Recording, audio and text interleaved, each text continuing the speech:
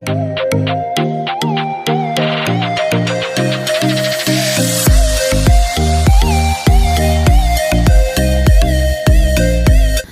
everyone, কি খবৰ সকলোৰে আকৌ এবাৰ সকলোকে মোৰ চেনেললৈ স্বাগতম জনাইছো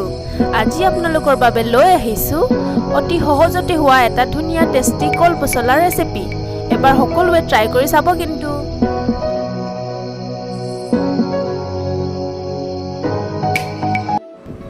ৰেচিপিটো বনাবৰ বাবে মই লৈছো এটা পচলা সৰুকে কাটি তাত জোখমতে হালধি দি লৈ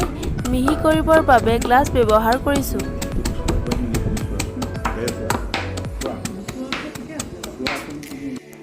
আলু দুটা সৰুকে কাটি লৈছো আদা নহৰু পেষ্ট লৈছো অলপ জলকীয়া লৈছো দুটা বিলাহী পিয়াজ এটা জিৰা আৰু জালুক লৈছো অলপ গুৰি কৰি ব্ৰইলাৰ মাংস লৈছো 500 গ্ৰাম ইয়াত মই অলপ হালধি দি মেৰিনেট কৰি লৈছো মেৰিনেট কৰি অলপ টাইম থৈ দিম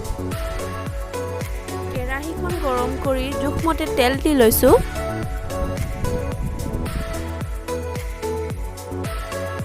তেলখিনি গৰম হোৱাৰ পাছত মই ইয়াত দিছো পিয়াজখিনি ৰঙচুৱা হোৱালৈকে ফ্ৰাই কৰি ল'ব যেনেদৰে মই কৰিছো এতিয়া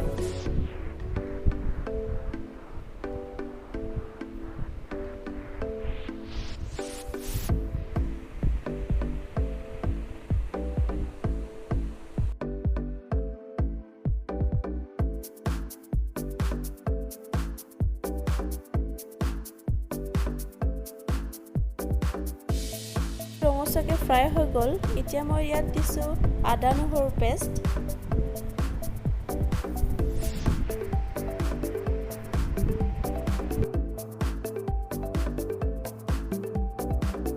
আদা নহৰুৰ কেঁচা গোন্ধ যোৱালৈকে ফ্ৰাই কৰি থাকিব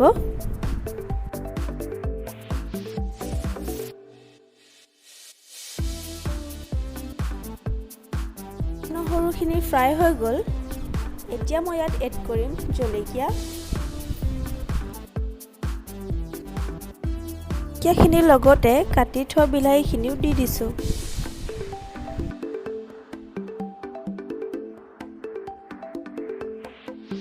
বিলাহীখিনি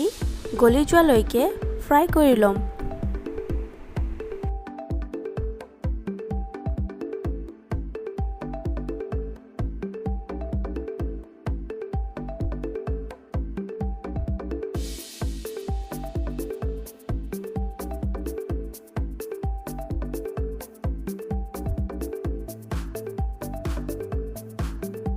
মই ইয়াত এড কৰিছোঁ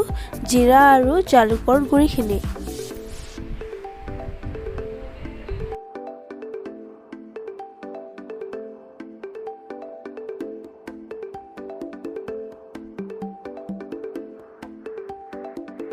মছলাখিনি ফ্ৰাই হৈ লোৱাত তাৰপিছত মই ইয়াত এড কৰিছোঁ মেৰিনেট কৰি থোৱা চিকেনখিনি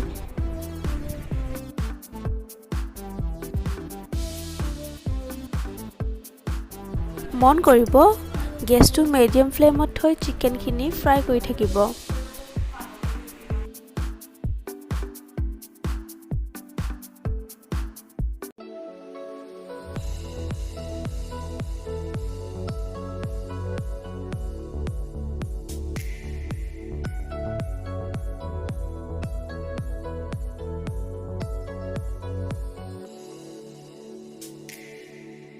চিকেনখিনি অলপ ফ্ৰাই হৈ লোৱাত মই ইয়াত এড কৰিছোঁ কাটি থোৱা আলুখিনি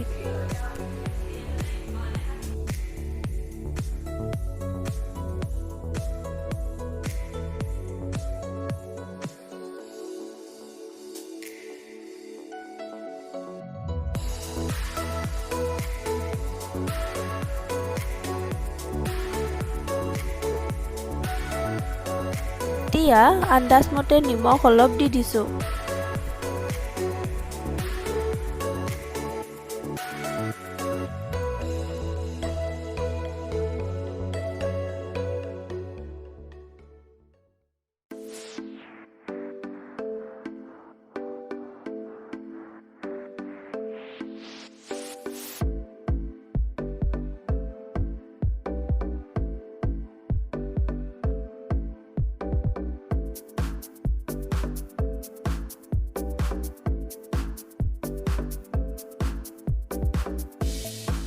দেখিছেনে মাংসখিনি ফ্ৰাই হৈ গ'ল এতিয়া ইয়াত মই কাটি থোৱা পছলাখিনি এড কৰি দিম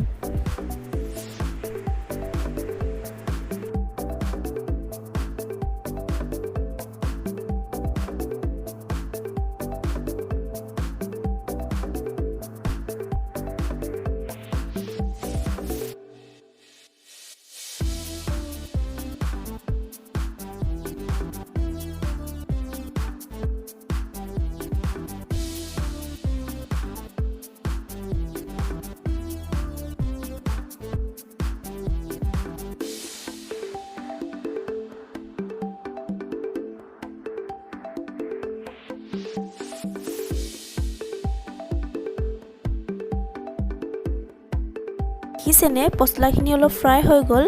এতিয়া মই ঢাকন মাৰি দিম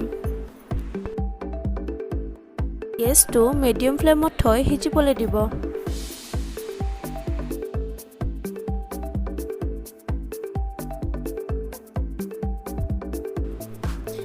এয়া দেখিছেনে পছলাখিনিৰ পৰা পানী ওলাব ধৰিছে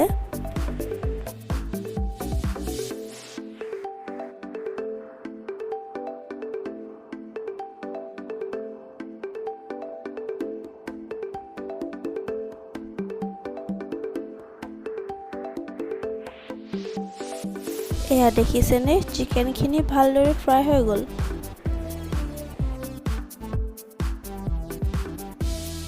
এয়া মোৰ চিকেন ৰেডি ভিডিঅ'টো যদি চাই ভাল লাগিল তেন্তে লাইক কৰিবলৈ নাপাহৰিব কিন্তু